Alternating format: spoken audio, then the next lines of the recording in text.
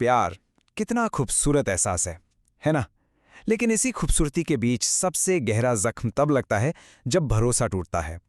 आज हम इस धोखे के दर्द से थोड़ा आगे बढ़कर इसके पीछे छिपे उस साइंस को समझने की कोशिश करेंगे जिसे हम अक्सर देख नहीं पाते। जब भी ऐसा कुछ होता है तो सबसे पहले यही सवाल मन में आते हैं, उसने ऐसा क्यों किया, या क्या मुझ में कोई कमी थी? हम जवाब अपने अंदर या अपने रिश्ते में ही ढूंढते रह जाते हैं। पर क्या हो अगर मैं कहूं कि इसका जवाब शायद आपके रिश्ते में है ही नहीं, बल्कि जवाब हमारे दिमाग की उन गहराइयों में छुपा है जहां लाखों सालों का एवोल्यूशन यानी हमारा विकास आज भी जिंदा है। चलिए इसी को थोड़ा और समझते हैं। तो बात कुछ ऐसी है कि हमारे अंदर एक नहीं दो दिमाग काम कर रहे हैं। एक वो जो हजारों साल पहले जंगल में रहता था, और दूसरा वो जो आज के इस नए समाज में जीने की कोशिश कर रहा है। देखिए, हमारे जो पूर्वज थे उनके लिए वफादारी से कहीं ज्यादा जरूरी था बस जिंदा रहना।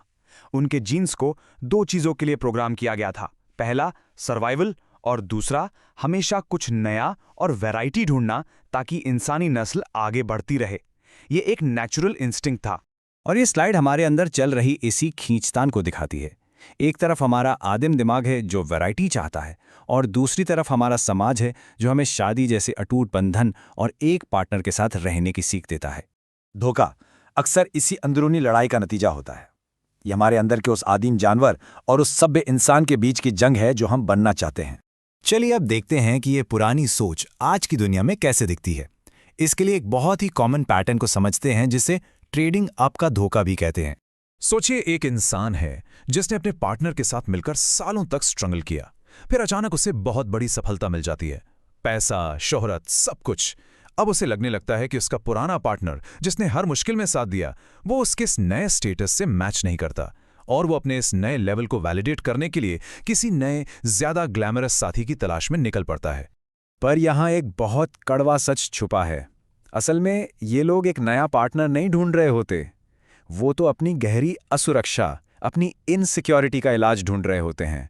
उन्हें लगता है कि बाहर की कोई नई चमक उनके अंदर के खालीपन को भर देगी। और सबसे बड़ी प्रॉब्लम पता है क्या है? वो लोग शांति को बोरियत समझने की गलती कर बैठते हैं। वो स्टेबल रिश्ते के सुकून को भूलकर जिंदा महसूस करने के लिए लगातार एक नए रोमांच, एक नए किक की तलाश करते रहते हैं। तो इसका मतलब क्या हुआ? क्या हम सब अपने आदिम दिमाग के गुलाम हैं? क्या हम कुछ कर ही नहीं सकते? नहीं, बिल्कुल नहीं। असली कहानी तो अब शुरू होती है। हमारा दिमाग डिजाइन ही कुछ ऐसा है कि वो हमेशा तुरंत मिलने वाले रोमांच, एक इमीडिएट किक की तलाश में रहता है। उसे कुछ नया, कुछ एक्साइटिंग चाहिए।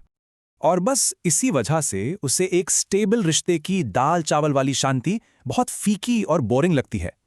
लेकिन हमें ये याद रखना होगा कि दुनिया की सबसे मजबूत इमारतें भी एक शांत और स्थिर नींव पर ही टिकी होती हैं। और यही तो इस पूरी बात का असली मतलब है। अपनी आदिम इच्छाओं के आगे झुक जाना, धोखा देना, यह आसान रास्ता है, लेकिन साथ मिलकर मुश्किलों का सामना करना और उस बोरिंग शांति में एक दूसरे का सुकून बनना, वही असली एवोल्यूशन, असली विकास है। किसी के कैरेक्टर का असली टेस्ट तब नहीं होता जब उसके पास कोई ऑप्शन ना हो। असली परीक्षा तो तब होती है जब आपके पास दुनिया के सारे विकल्प हों, आपके पास सब कुछ हो, और आप फिर भी वफादारी चुने।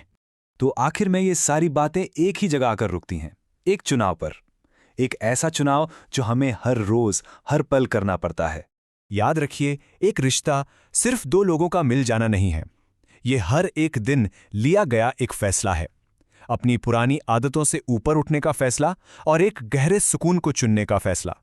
तो अगली बार जब आपका मन भटके या आप किसी और को भटकते हुए देखें, तो खुद से बस एक सवाल पूछिएगा कि आप उस भीड़ का हिस्सा बनना चाहते हैं जो बस भाग रही है, या उस शांति का जिससे सिर्फ कुछ ही लोग पा पाते हैं। क्योंकि अंत में आपकी पहचान इस बात से नहीं बनती कि आपने क्या क्या हासिल किया, बल्कि इस बात से बनती है कि आप किसी एक इंसान के लिए क्या कुछ छोड़ने को तैयार थे।